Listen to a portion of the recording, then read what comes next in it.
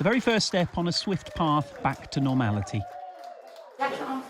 Or so we hoped, just over a year ago, when 90-year-old Briton Margaret Keenan became the first person in the world to receive a COVID-19 vaccine outside of a trial.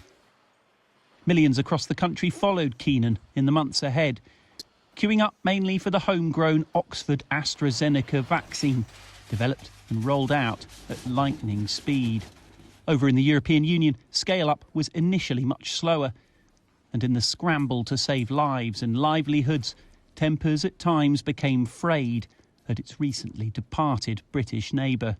If the situation does not change, we will have to reflect on how to make exports to vaccine-producing countries dependent on their level of openness. So we are exporting a lot to countries that are themselves producing vaccines. Some, like Hungary, broke with Brussels and ordered jabs from China and Russia instead, despite a lack of EU regulatory approval that persists to this day.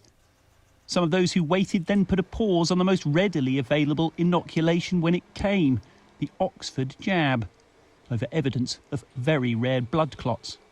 It's 11 out of a million for 25 years old to get this vaccine-induced side effect, and 4 in a million for 55 years and older. The chances of getting, dying in a road accident is 38 out of a million for younger people, which is still more than dying of, and the chance of dying of coronavirus is 23 out of a million.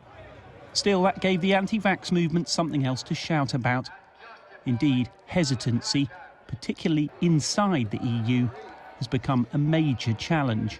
There is a bit of a gradient moving from west to the east with decreasing vaccination coverage. There are usually several factors playing a role. Some of this is lack of confidence in the vaccines, in their safety or their effectiveness. Part of it may be complacency. Current death rates follow a similar pattern as first Delta and now Omicron variants sweep across the region. Hungary is currently seeing amongst the highest in the world. And with vaccine immunity waning, booster programmes may continue to be vital. If we have to make a guess, based on everything I have seen so far, I would say that likely will be needed annual revaccinations to maintain very robust and very, very high level of protection. Despite those early wins, learning to live with COVID-19 is a journey Europe still seems some way from completing. Vaccines have had a huge impact, but nearly 2 years into this pandemic, the streets are again subdued in the build-up to Christmas, even in those countries like the UK that were able to roll them out extremely fast. Those jabs remain the principal path by which life may return to some form of more permanent normality, but it's all taking much, much longer than many of us anticipated.